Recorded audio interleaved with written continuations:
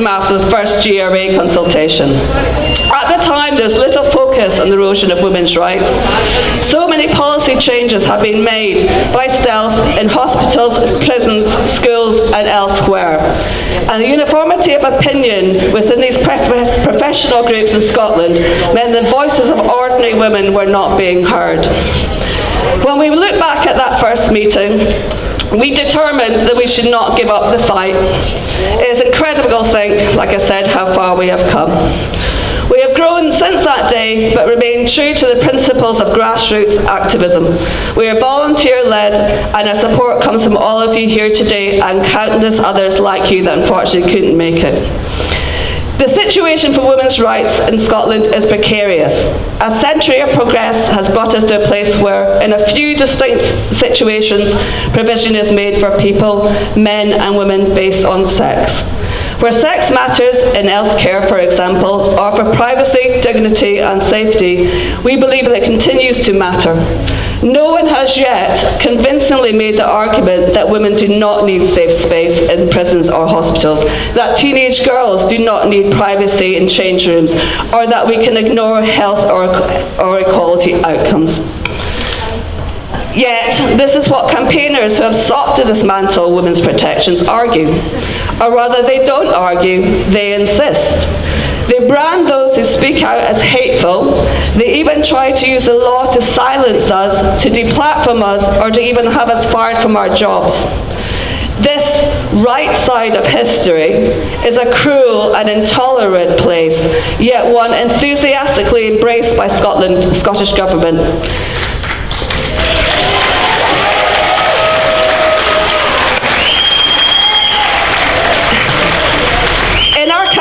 Who have been struck by how dishonestly the government has behaved and how ideology continues to trump evidence and reason.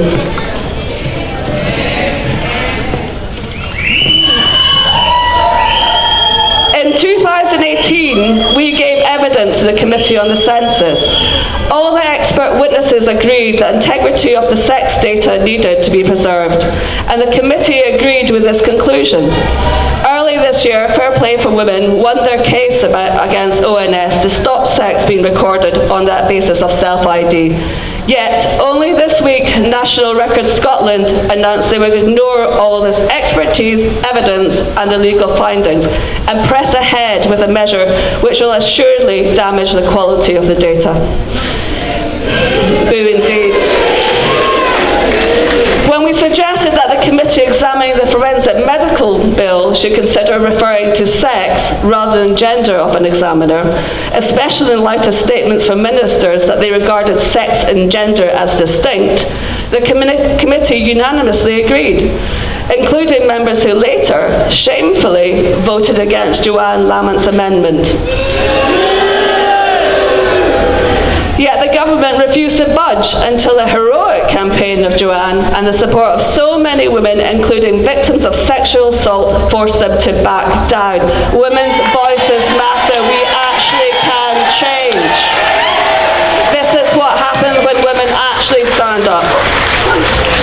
Again, when women overwhelmingly responded to a consultation of the Gender Representation on Public Boards Act to register concerns about definition of women, which reduced women to a name on a utility bill or pronouns on an email signature, the government ignored it as outwith the scope of the consultation and not consistent with a hitherto unknown government policy which has no basis in law that says being women is simply a matter of self-determination. No. This is typical of what we have encountered and continue to face. So you will forgive us if we are sceptical that this government intends to deal fairly with women in any upcoming conversation about the GRA. Do we think we will? Do we heck? Last year, myself and Trina Budge presented Shirley Ann Summerwell with a list of questions which ran to 25 pages long, listing the areas where women would need reassurance about the intersection of women's rights as defined under the Equality Act and the government's determination to introduce self-ID. We never got one answer. 25 questions, not one answer. And the First Minister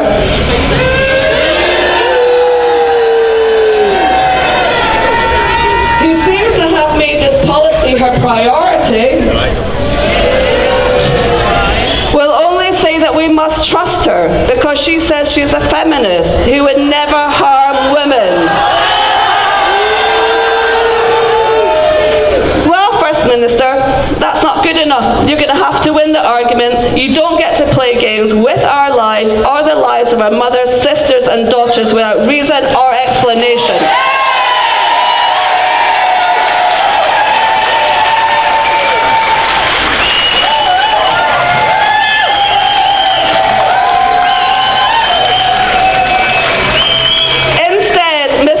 Seems determined to rely on her new friends in the Scottish Green Party. A party which included an MSP who called women bigots, transphobes, far right and terrorists. For the egregious crime of stating that sometimes women need the protection of single-sex spaces, a party who enthusiastically supported a hate crime bill which protects men dressed up. As women. Yeah, you can finish that one. No, as women, protected on a stag night, but not women. Sorry, a party whose co-leaders tweets and retweets. Whose co-leader tweets and retweets abuse of women, including fellow MSPs Patrick Harvey. I'm talking about you.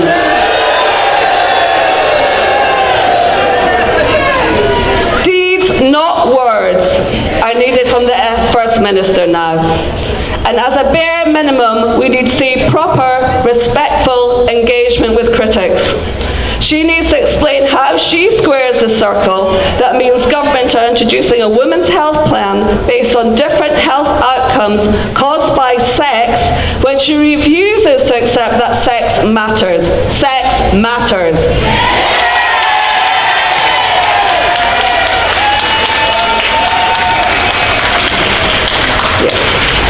We need an end to the assumption that those who disagree with this government are stupid, or prejudiced, or extremists. Doctors, lawyers, teachers, journalists, nurses, scientists, civil servants, and yes, politicians, and mothers, and students did not wake up one day and lose all their critical faculties. Believe us, we have done the work. Unlike the anti-women campaigners who have no response beyond sloganeering. It will be to Miss Sturgeon's shame and to Scotland's detriment if poorly conceived, dangerous, regressive assumptions about women are codified into law. Scotland is the light of the Enlightenment, but also the witch craze. This Parliament has to decide if it stands in the tradition of the former and for evidence and science, or whether women are once again to be persecuted in Scotland. We call upon MSPs to stand up now for what is right. Believe us, women will not Wheesht now or forever.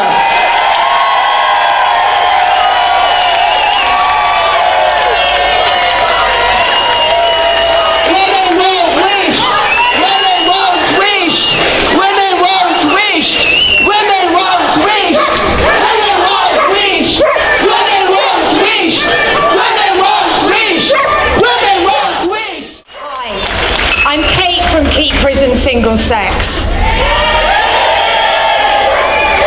In November 2013, convicted murderer Paris Green, who was born Peter Lang, was sent to HMP Cornton Vale, a women's prison, to serve an 18-year sentence. Green had a male physique and fully intact male genitalia, but was sent to the female estate on the basis of gender identity.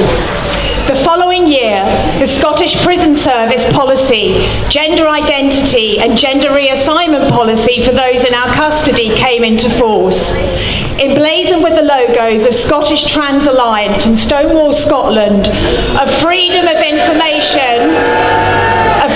Information Access request revealed that this document had been written by James Morton of Scottish Trans Alliance. The policy allows prisoners to on the basis of their self-declared gender identity. There is no need for reassignment, treatment or surgery. Indeed, the policy states, a male to female person in custody living permanently as a woman and without genital surgery should be allocated to a female establishment. She should not be automatically regarded as posing a high sexual offence risk to other people in custody and should not be subject to any automatic restrictions of her association with other people in custody. Well, what of women in prison?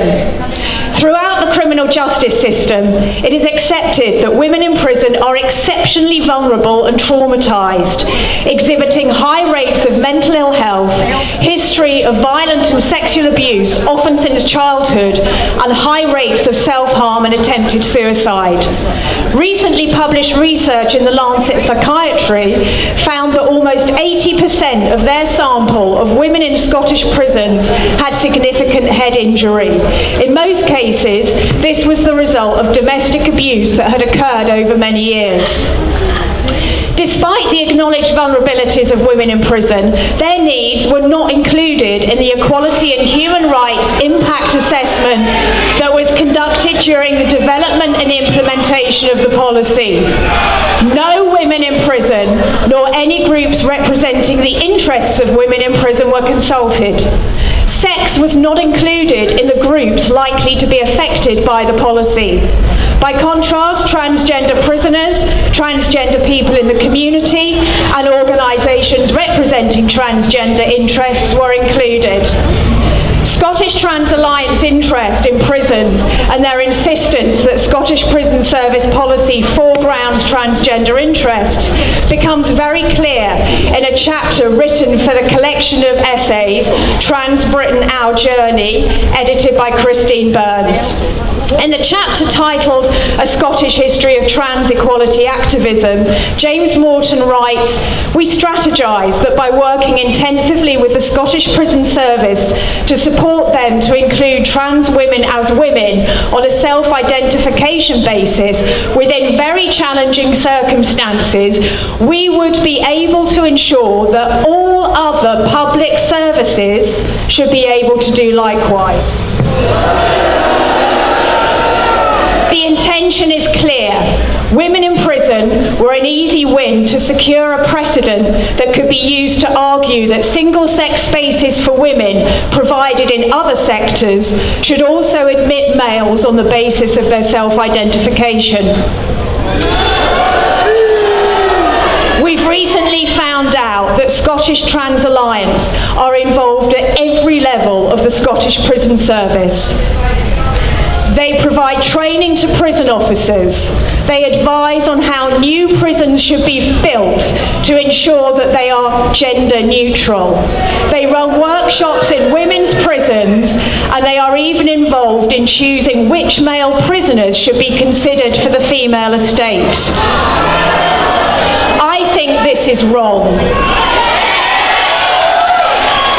I think women in prison are entitled to single-sex spaces and services for the same reasons that all women are: dignity, safety, privacy.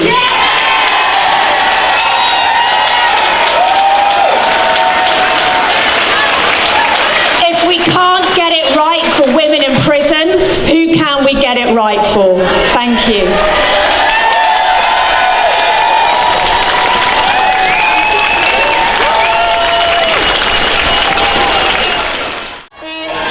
Hotchkiss, and today I'm from LGBT Alliance.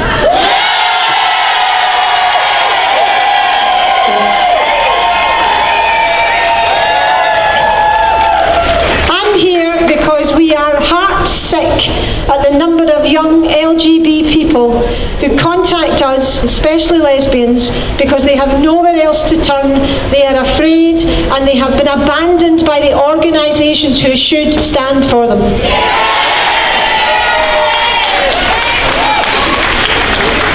They're afraid to say they're attracted to women and not to men who self-ID as women. They're afraid because they've been told that genital preference is a fetish. No, they are, honestly. They've been told they must accept men who identify as lesbians on their dating sites,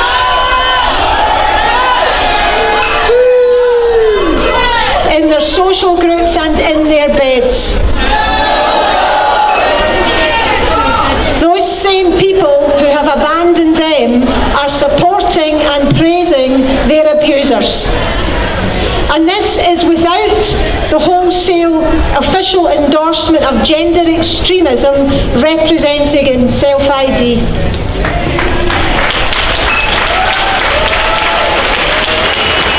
We are opposed to self-ID being made easy because we have listened to and read the stories of countless detransitioners and desisters. Young people who believed and were led to believe that they could and should identify as something other than the sex and sexuality they actually were, and so many of them were lesbians.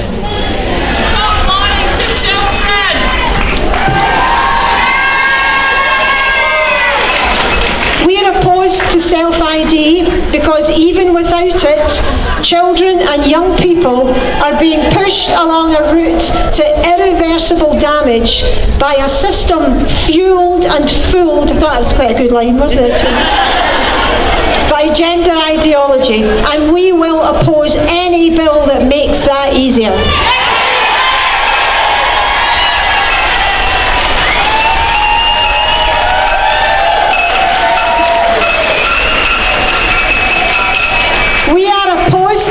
Who brought the coup? We're opposed to self-ID because it is just another aspect of the acceptance without question or acceptance mantra that is used to shut down questions, criticism and concerns, that is used against therapists who want to do their job in an ethical and moral way, helping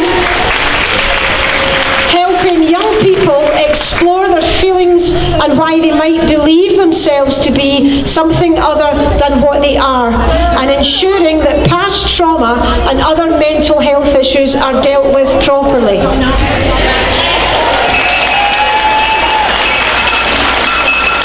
We hear from so many young people who thought that transitioning would solve everything, would give them a place in the world, would help them understand who they were, and would most of all make them acceptable to the people round about them, and it's a big fucking lie.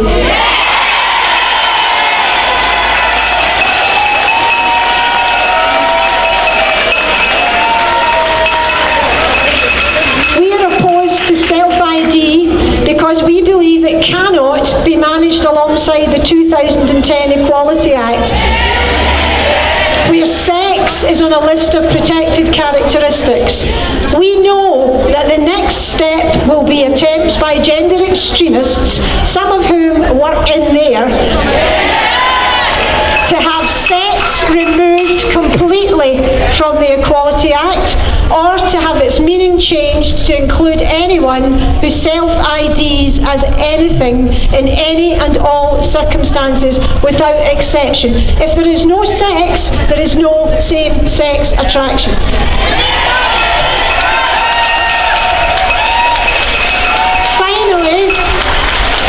Finally, we are opposed to self-ID because it represents official endorsement of absolute nonsense.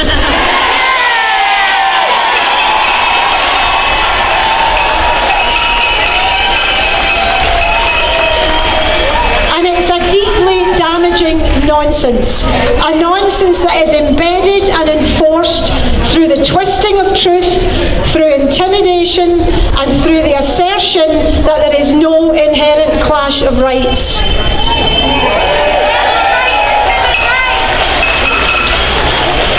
We know we may not win this day, but other days will come. More rational days driven by concern for women and LGBT people and other vulnerable young people. Fairer days when free speech and difference of opinion, hello Tories, and rational inquiry are valued again. We are LGB Alliance and we will always stand up for LGB people.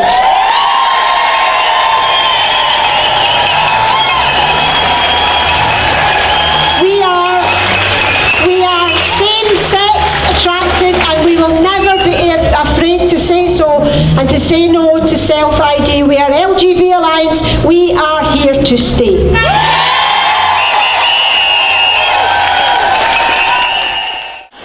I have been researching the way in which many Scottish and UK public authorities have lost sight of women's rights in policy and lawmaking. Specifically, how they have failed to take account of sex as a protected characteristic in the 2010 Equality Act. Let me give you some examples. 3 years ago, one of the largest NHS boards in Scotland, NHS Lothian, admitted that it cannot guarantee a female healthcare practitioner to women who request one. And many NHS boards and trusts throughout the UK have policies in place which mean that hospital wards are no longer single-sex. The Scottish Government just recently published guidance for schools which fails to guarantee that female pupils will have access to single-sex facilities in school. And as you've already heard, in 2014, the Scottish Prison Service introduced a policy which allows male prisoners to be accommodated in the female estate. Police Scotland have changed how they record crime. It is now possible that a rape or an alleged rape, an indisputably male crime, could be recorded as a female crime.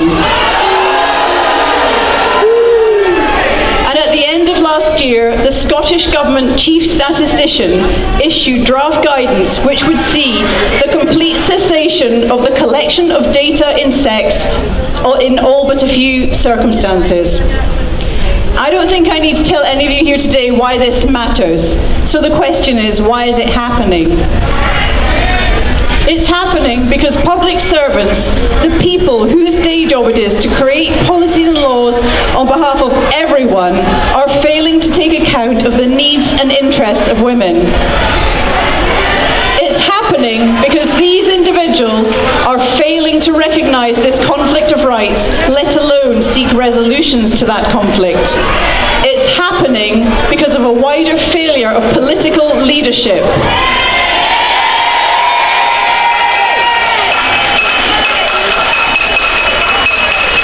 With a few honourable exceptions, the people we have elected to represent us have failed to step up to the plate. They have failed to enable a proper debate in our council chambers, in our parliaments and our other civic institutions. During the recent election campaign, aspiring members of the Scottish Parliament, when asked about this issue, were quick to record their concern about how damaging and toxic the debate had become. But most of them were slow to commit to creating the time and space for these issues to be debated soberly and thoughtfully. And all the while, people are being harmed, because everyone is harmed when we try to suppress a debate which has implications for all of us.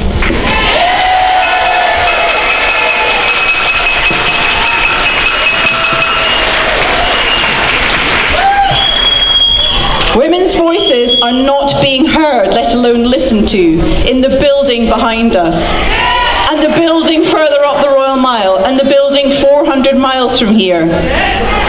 In her recent book, How to Stay Sane in an Age of Division, the Turkish writer Elif Shafak wrote, "Not to be able to tell your story, to be silenced and shut out, is to be dehumanized.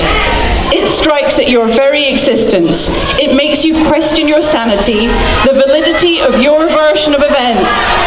It creates a profound existential anxiety in us. So please, keep using your voice. Seek out the people who we elect to represent us in our debating chambers. Email them, call them, write to them, meet meet them.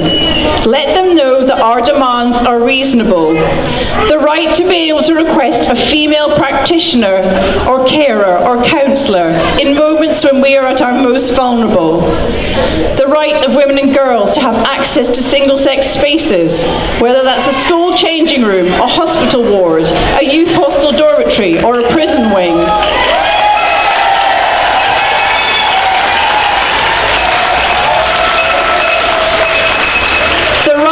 To mechanisms which take account of the barriers women face in trying to play a full part in public life.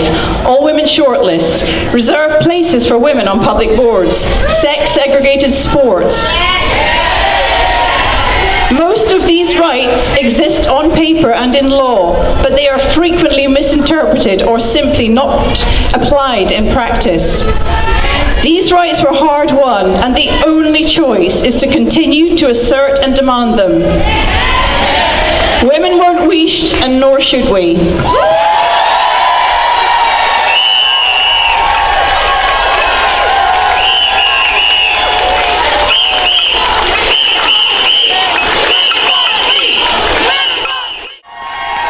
Good afternoon, seditious women and our male allies. Welcome to Edinburgh.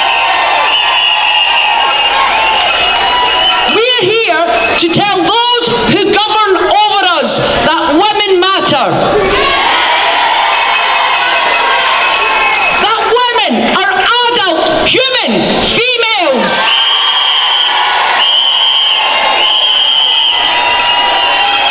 That conflating sex and gender damages women and children. That stealing our language denies us the opportunity to address sexism and misogyny. That stealing our safe spaces means that women cannot recover from male violence. Those inside may say that we are only a few middle-aged women, but we are many.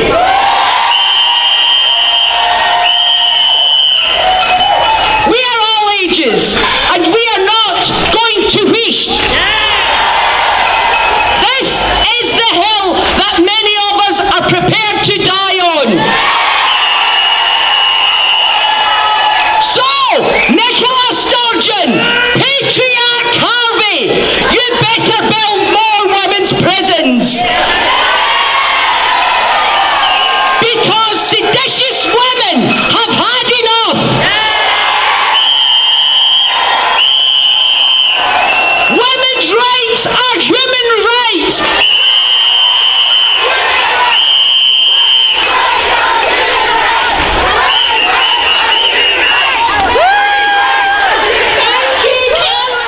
My name's Shereen. I'm from the University of Edinburgh. And I'm going to talk to you about academic freedom. Academic freedom, bear with me, I am an academic. It's a very specific form of freedom of expression. It's the right of academics to pursue whatever lines of inquiry we see fit in research, in teaching and in public engagement without coercion and without the threat of being sacked. It's a legal right. Universities are bound by law to uphold it.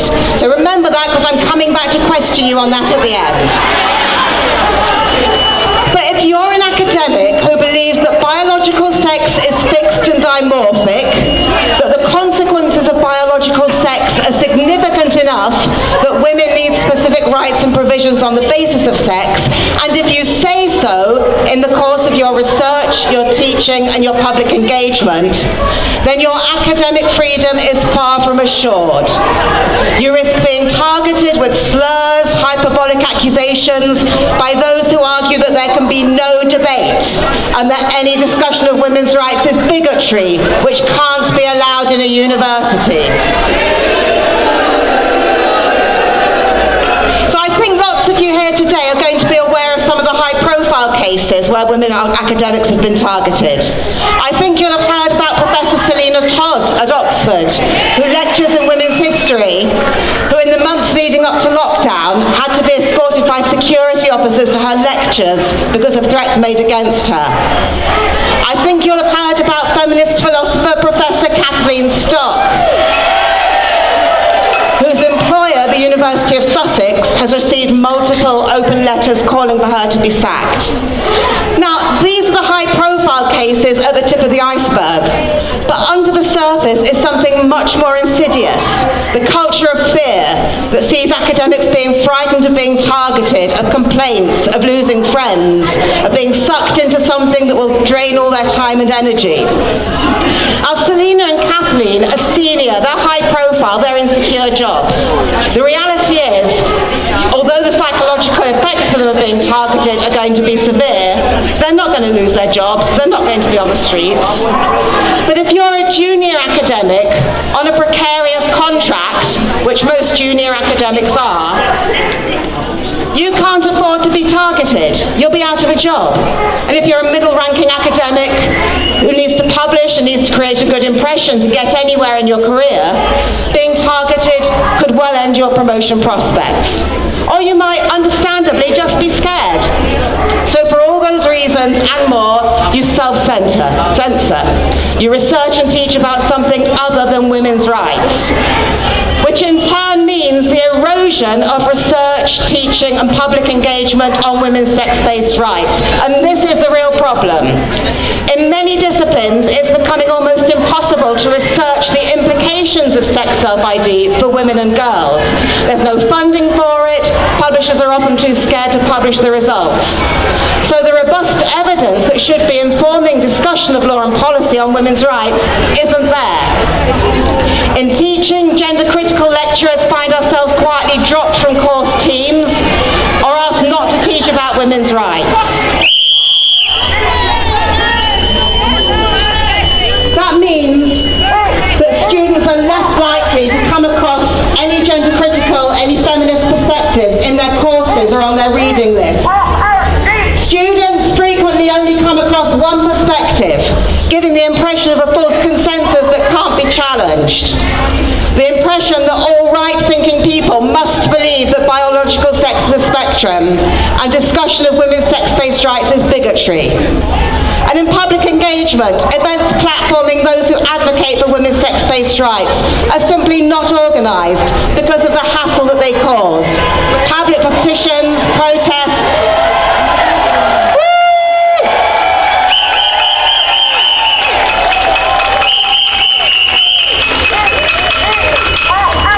They're just illustrating what I'm saying.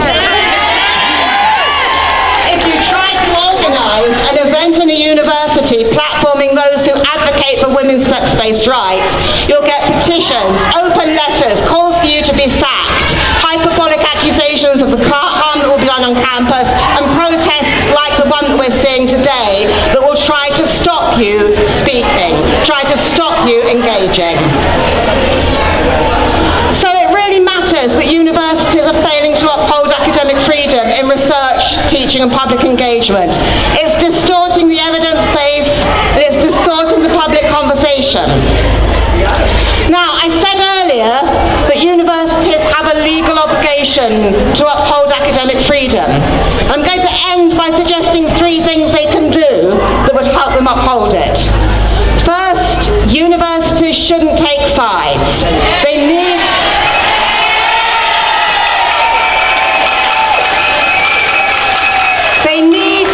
to provide politically neutral spaces, but that neutrality is compromised when they invite political lobby groups to shape their policies and provide staff training. When universities sign up to the Stonewall Diversity Champion Scheme, what they're doing is paying a lobby group, Stonewall, which campaigns to end women's sex-based rights. They're paying that organisation to advise them on their policies and train staff to implement those policies. This massively compromises their neutrality and it needs to stop.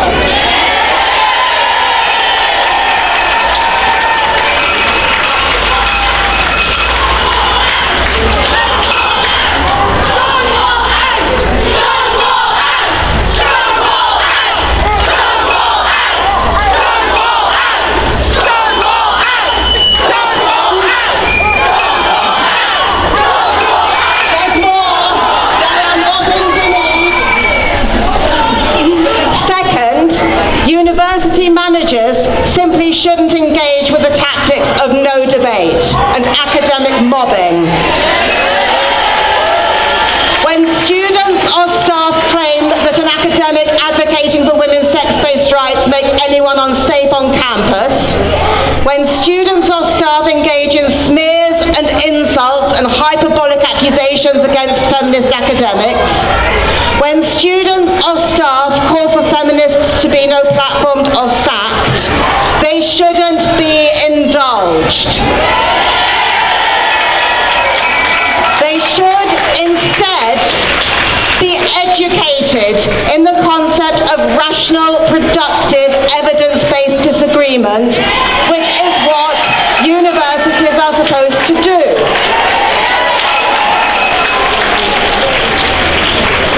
And third, universities need to address security of tenure. Women academics shouldn't have to risk their livelihoods to address women's rights in their research, teaching, and public engagement. So final comment, this is the end really, final comment. Universities produce the next generations of professionals, of policymakers, of charity workers, of public sector workers. We all need those generations, not just to understand women's sex-based rights, we do need that, but also to have the skills and the confidence to enter into rational, evidence-based discussion of complex and difficult issues. Academic freedom matters and it's worth defending. Thank you very much. I was lucky enough to attend the official opening of the Scottish Parliament 21 years ago when Donald Dewar spoke so eloquently. He said that day was much more about much more than politics and laws. It was about who we are and how we see ourselves. And he added, in the quiet moment of today, we might hear some echoes from the past. In our quiet moments today, we too might hear some echoes from the past. Sisters, if we listen, we can hear the echoes of the defiant screams of the 1,500 Scots women who were burnt at the stake as witches.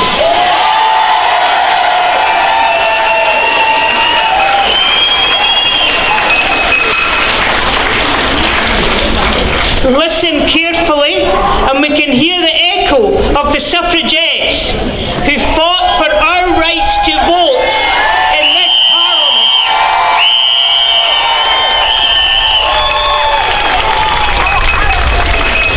We can hear the echoes of the women in the trade union movement, in the feminist movement, the women who fought for equal pay, the right to choose, and zero tolerance of violence against women and girls.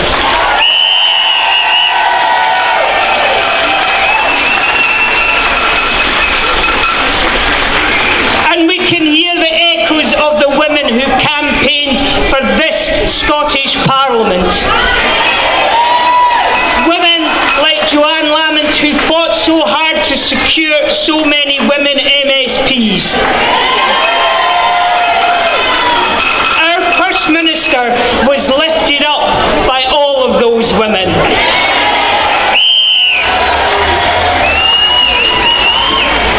Today, we are adding our voices to those distant echoes. We support the right of all people to live their lives as they choose, as long as they do no harm to others.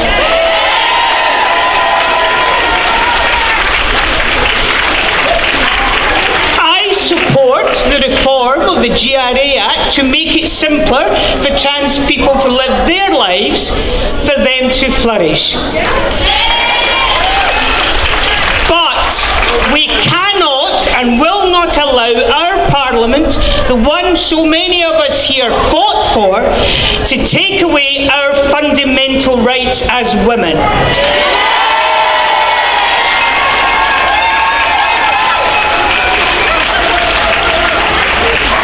Self-ID means our biological sex does not count. out that only in essence a feeling of being female matters.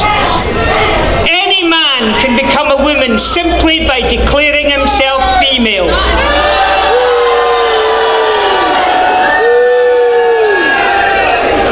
Take away our sex, make women and girls a subset of men and boys, and you take away our voice, our right to organise as women.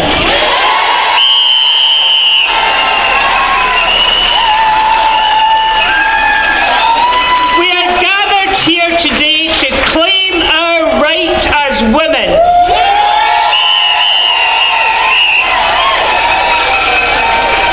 To claim our right as the women of Scotland to hold on to our identity.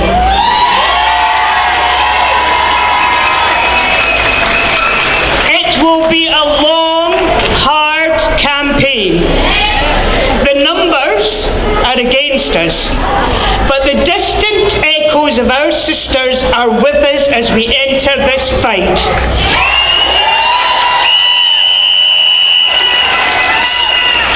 Sisters, we will win because women won't wheesht. Women won't wheesht. Women won't wheesht. Women won't wheesht. Women won't wheesht. Women won't wheesht. Women won't wheesht. Hi everyone, thank you for coming to Edinburgh today. I'm Lisa Keogh. I am that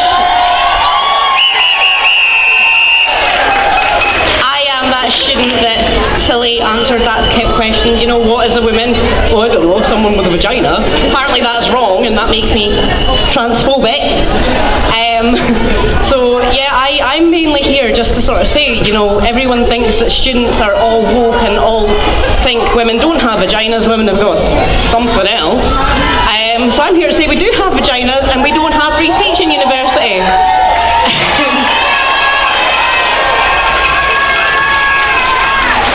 I'm still waiting on the university telling me what I've got.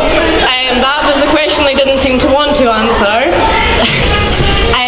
So no, I'm obviously 29, I was a student, and I can say that there is no free speech in university. The majority of the students are all of this ideology that we've got unicorns between our legs or something, but there is some sensible ones there, so don't judge all students. Some of us are alright, some of us actually know biology.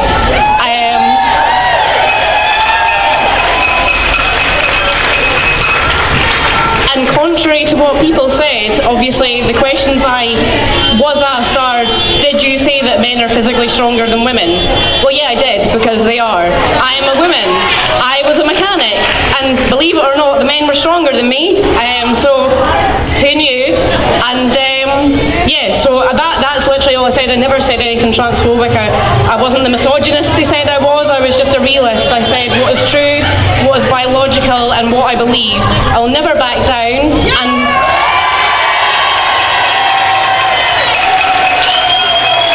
and women won't wheesht. Well, we're just coming up to the end of our rally. Now I'm just looking at the time and I'm aware what time it is. It's noon. And guess what? It's just coming at 1 minute to. And guess where a certain First Minister we're walking to shortly? Into chambers. So I think she needs to hear from us. So why are we going to do it? Are we going to, come on Belstaffy, Jimmy, you've been standing there so well. If anyone's got Jimmy, she has the whistle, she's not afraid to use it. Jimmy, so if you wouldn't mind Belstaffy starting us all off. Women